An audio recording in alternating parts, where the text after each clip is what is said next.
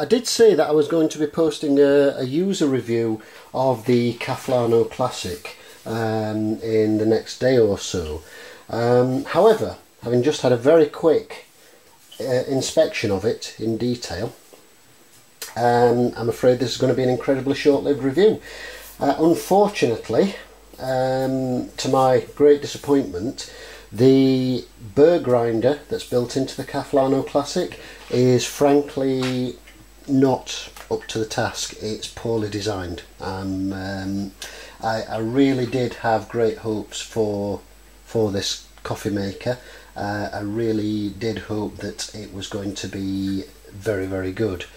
The general design, I think, is a great idea still, but the grinder, the design of the grinder has some very obvious flaws, which I will look at separately in just a moment.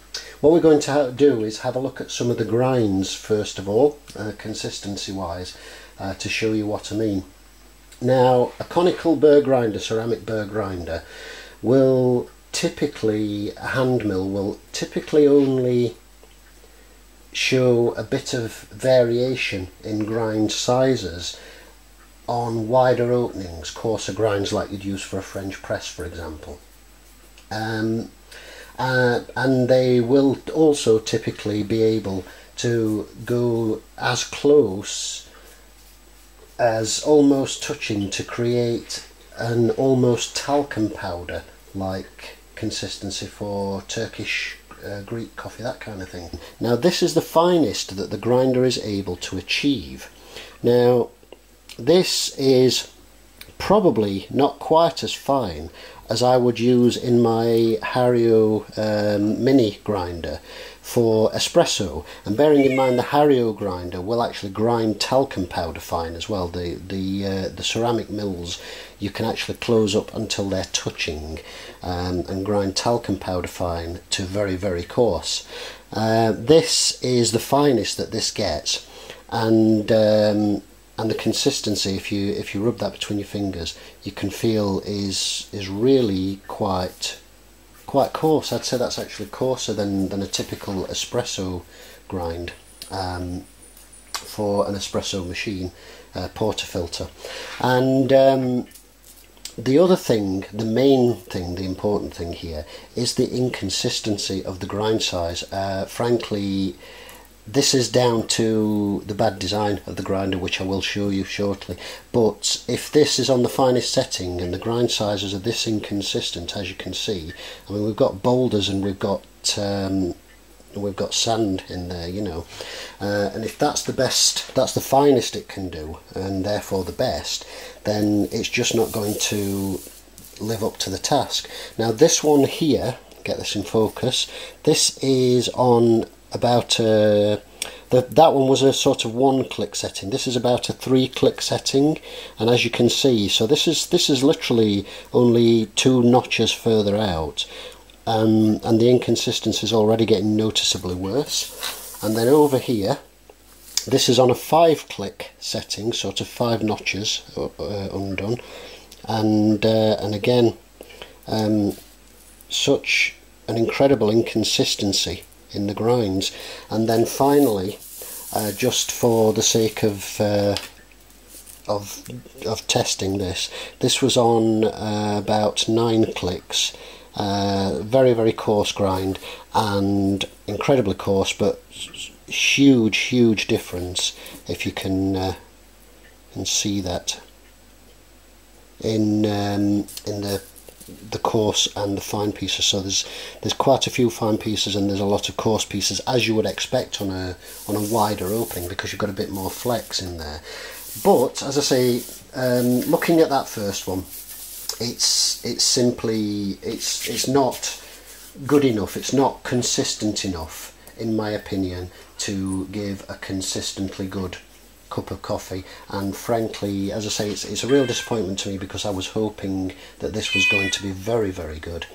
But it looks like I'm just sort of back to my original idea, my original method of carrying a compact grinder and the AeroPress, or whichever means of making coffee I decide to choose.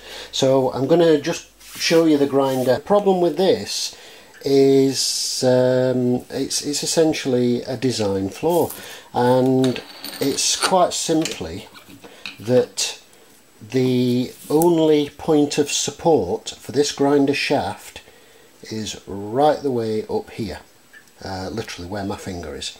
So the problem is there's a massive amount of flex in this shaft, and then the other problem is that the design of the shoulder on the stainless steel shaft there, and the insert hole shoulder that it matches up to, doesn't allow, if I can get this, do this on camera and show you, you push that through there and you can see with the light that you can see through there, that's fully buttered up as tightly as it will go. I mean, that's literally it, you know, it will not go any higher than that. That's as tight as it will go. Now that is about the equivalent of a 7 or 8 click setting on my Hario Slim grinder. And the thing is, the burrs, it's not a problem with the actual quality of the item itself, because the ceramic burrs are almost identical to the ceramic burrs on my Hario Slim grinder, with the exception of this one being slightly longer just because of the design of it, and being sealed, fastened in by this shoulder here. But the actual design of it is exactly the same, the moulding and what have you. So the odds are they're probably all made at the same factory for various manufacturers anyway. But the colour of the material is the same and everything.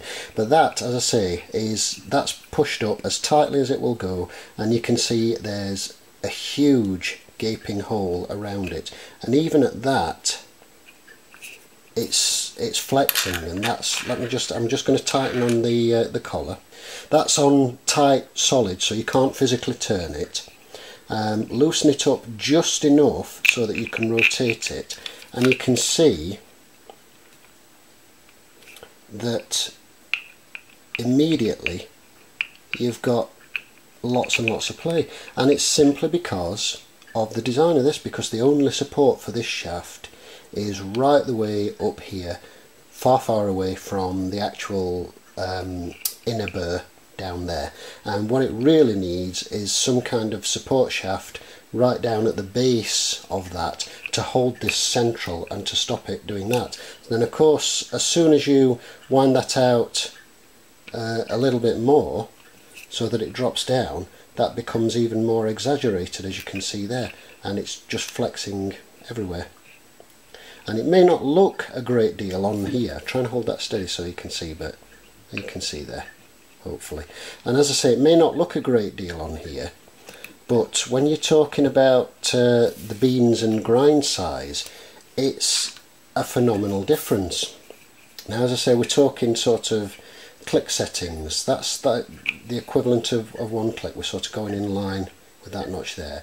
So that would be 2, 3, 4, 5, which is about where I'd have my slim grinder for the AeroPress, about there.